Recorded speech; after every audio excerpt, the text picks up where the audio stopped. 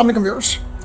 हम जब बात करते हैं टेक इंडस्ट्री में किसी भी ऐसे नाम की, तो हमारे माइंड में सबसे पहले जो नाम आता है वो आता है गूगल का।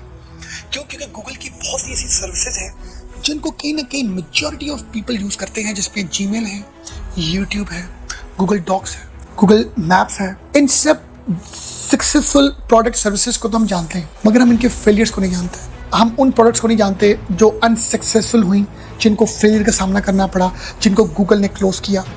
और इन फेलियर से बहुत कुछ हमें सीखने को मिलता है, आपको सीखने को मिलता है। इन सब चीज़ों के डिस्कस करने से पहले हमें थोड़ा सा बैकग्राउंड में जाने की ज़रूरत है। जैसे कि आप जानते हैं कि गूगल लॉन्च हुई 1998 में, और जिसके फाउंडर थे लैरी पेज और सर्गे ब्रिन। इन्होंने अपने एक स्टैनफोर्ड यूनिवर्सिटी में एक रिसर्च प्रोजेक्ट में इन्होंने इस अपने आइडिया को फ्लोट किया, और इन्होंने 1997 में अपनी जो पहली इनकी एक प्रोडक्ट थी गूगल सर्च इंजन, उसको इन्होंने लॉन्च किया। और ये प्रोडक्ट दुनिया के लिए एक बहुत बड़ा एक मैं समझता हूँ source of information, source of knowledge, और एक बहुत बड़ी ब्लेसिंग थी कि किसी ने भी अगर कुछ सर्च करना है वो गूगल में लिखता है, उसको उस टाइम पर वो इन्फॉर्मेशन मिलती थी, जो इन्फॉर्मेशन गैदर करना बहुत ही मुश्किल था। गूगल सर्च इंजन की हम बात करें तो आज हमने कुछ भी सर्च करना है तो हमारे माइंड में सबसे पहले जो एक बेस्ट मेंटोर आता है वो गूगल आता है। कि हमें कोई एडवाइस चाहिए, हमें पता है हमें गूगल से बेहतर एडवाइस को नहीं दे सकता। तो उसके बाद जो है वो इनकी नेक्स्ट एक लॉन्चिंग हुई प्रोडक्ट की, उसका नाम था Google AdSense. Google AdSense launch हुआ 2003 में, जो एक बहुत बड़ा सोर्स ऑफ रेवेन्यू बना यूट्यूब के लिए भी और दूसरे जो वेबसाइट ऑनर्स थे उनके लिए भी। जिनकी वेबसाइट्स थी उन्होंने अगर उस पर अपने एड्स डिस्प्ले करने थे तो वो इस प्रोडक्ट को अवेल करते गूगल एडसेंस को, जिससे जिन प्राइवेट कैपेसिटी में जिन लोगों की वेबसाइट्स हैं उनके जो भी वेबसाइट्स पे जो भी एड्स डिस्प्ले होते हैं, तो उससे एक सोर्स ऑफ रेवेन्यू उस वेबसाइट ऑनर का और दूसरा यूट्यूब का। तो ये एक ऐसा इनोवेटिव आइडिया था जिसने दुनिया में तहलका मचा दिया। ये प्रोडक्ट इतनी इनकी सक्सेसफुल हुई, इतनी सक्सेसफुल हुई कि आज भी लोग अपनी वेबसाइट्स बनाते हैं, उसको रजिस्टर्ड करते हैं गूगल एडसेंस से, ताकि वो रेवेन्यू अर्न कर सकें।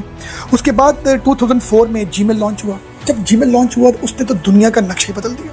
आज हमारी जितनी भी कॉरेस्पॉन्डेंस हैं ऑफिशियल या इंपॉर्टेंट, वो हम थ्रू जीमेल कर रहे हैं। नेक्स्ट प्रोडक्ट लॉन्च हुई गूगल मैप्स 2005 में। ये प्रोडक्ट मैं समझता हूँ ऐसी प्रोडक्ट है, गूगल की जो भी प्रोडक्ट सर्विसेज हैं वो ऑफिस में, हाउसेज में, कंपनीज में, या कहीं ना कहीं उन जगहों पर यूज हो रही थी जहाँ पर हम लोगों को कहीं ना कहीं पढ़ाई लिखाई नजर आती है। मगर जो गूगल मैप्स है, इस सर्विसेज को तो लोगों ने जंगलों में यूज़ किया है, पहाड़ों में, ट्रैवलिंग में, बोटिंग, हर जगह पर दुनिया में हम कहीं भी चले जाएं जहाँ पर इंटरनेट की एक्सेस है, वहाँ पर लोगों ने इस गूगल मैप की मदद से ट्रैवल किया। तो ये इतनी बड़ी एक मैं समझता हूँ इनोवेशन थी, जिससे आज भी जो लोग दुनिया में कहीं पर भी ट्रैवल करते हैं तो उनको ये स्ट्रेस नहीं होता यार कि हमने कहाँ पर पहुँचना है, कैसे पहुँचना है। उसके बाद इनकी एक प्रोडक्ट इन्होंने अपनी एक्वायर की एक दूसरी कंपनी से बाई की, जिसका नाम है यूट्यूब। यूट्यूब एक्चुअल में एक डिफरेंट कंपनी, एक डिफरेंट ऑनरशिप, ये बिजनेस आइडिया था जिन्होंने यूट्यूब को बनाया, मगर 2006 में यूट्यूब को एक्वायर किया गूगल ने। उसके बाद नेक्स्ट इनकी बहुत बड़ी सक्सेस थी 2006 में गूगल डॉक्स की, जिसमें स्प्रेडशीट्स, एक्सेल शीट्स अपलोड होती थी, और आज भी ऑफिस में, ऑर्गेनाइजेशंस में, पर्सनल कैपेसिटी में लोग गूगल डॉक्स पर रिलाई करते हुए जो है वो चला रहे हैं। उसके बाद गूगल क्रोम लॉन्च हुआ जो 2008 में हुआ, और आज अगर मैं बात करूँ 2024 की, तो दुनिया का सबसे बड़ा जो वेब ब्राउज़र है, मोस्ट फेमस वेब ब्राउज़र है, उसका नाम है Google Chrome. Google play store launch हुआ 2012 में। तो ये एंड्रॉयड फ़ोन्स में जो गूगल प्ले स्टोर है, ये भी बहुत सक्सेसफुल और एक बहुत मेन सोर्स ऑफ रेवेन्यू बना गूगल के लिए। इसी तरह गूगल फोटोज़ लॉन्च हुआ 2015 में, और बहुत सी ऐसी प्रोडक्ट्स हैं जिनको कहीं ना कहीं हम यूज़ कर रहे हैं, या यूज़ करते थे, या यूज़ करेंगे। मगर मोर देन 200 प्रोडक्ट्स थी। अगर आप विकिपीडिया में जाकर उनको देखें, उनकी डिटेल्स को आप समझें, तो आपको अंदाज़ा होगा कि गूगल को फेलियर्स का सामना करना पड़ा। अब वो प्रोडक्ट्स कुछ के मैं आपके साथ नाम शेयर करूँगा, डिटेल्स शेयर करूँगा, और उसके बाद आपके साथ ये डिस्कस करूँगा कि हमें एक्चुअल में इस स्टोरी में मिलता क्या सीखने के लिए। आए बात करते हैं कुछ प्रोडक्ट्स की। गूगल प्लस, ये सोशल मीडिया एक प्लेटफॉर्म था जिसका पर्पस था कि हम फेसबुक को कम्पीट करेंगे। ये एक फेसबुक की तरह का एक सोशल मीडिया एक प्लेटफॉर्म था जहाँ पर लोग इंट्रैक्शन करते थे। इस गूगल प्लस को भी फेलियर का सामना करना पड़ा। ये इनकी अनसक्सेसफुल एक प्रोडक्ट थी जो उतनी कामयाब नहीं हो सकी। उसके बाद गूगल हैंगआउट इन्होंने लॉन्च किया जिसमें इनकी चैटिंग ऐप थी, इनको 2022 में क्लोज करना पड़ा। इतनी बड़ी एक ऑर्गेनाइजेशन को अपनी इतनी बड़ी प्रोडक्ट को क्लोज करना पड़ा। उसके बाद आया गूगल एक्स। ये बेसिकली आईपैड के का कॉम्पिटिटर था, जिसने इन्होंने टैबलेट्स लॉन्च की, इनको फेलियर का सामना करना पड़ा। और बहुत सी ऐसी प्रोडक्ट्स हैं जिस तरह Google base, Google offers, tango, Google wave, Google video, Google answers, Google class, Google health, Google lively, Google talk, बहुत सी ऐसी प्रोडक्ट्स हैं जिसमें गूगल को फेलियर का सामना करना पड़ा। स्टोरी क्या है, लेसन क्या हमें सीखने को मिलता है स्टोरी से, कि इतनी बड़ी ऑर्गेनाइजेशन जिनके पास लॉजिस्टिक्स, जिनके पास रिसोर्सेज, जिनके पास फंड्स, जिनके पास टेक्नोलॉजी, अगर उन कंपनीज को फेलियर का सामना करना पड़ सकता है तो व्हाई नॉट अस। हम जब भी फेल होते हैं अपने किसी काम में, हम डिसपॉइंट होते हैं, डिसाइड होते हैं, यार मैं फेल क्यों हुआ, मेरे साथ ऐसा क्यों हुआ, मैंने तो अपना बेस्ट दिया। गूगल से ज़्यादा बेस्ट आपके पास नहीं होगा। गूगल से ज़्यादा बेस्ट जो रिसोर्स, फंड्स, टेक्नोलॉजी, R&D, एक इंडिविजुअल कैपेसिटी के मैं बंदे के अगर कंपैरिजन करूं, या more than like 50 to 100 to 500 number of persons की अगर मैं ऑर्गेनाइजेशन की बात करूं, तो गूगल के पास बहुत ज़्यादा दुनिया का जो इंटेलिजेंट, दुनिया का एजुकेटेड, दुनिया का जो लाइक रिसोर्स है वो आपको इन बड़ी ऑर्गेनाइजेशंस में मिलेगा ना।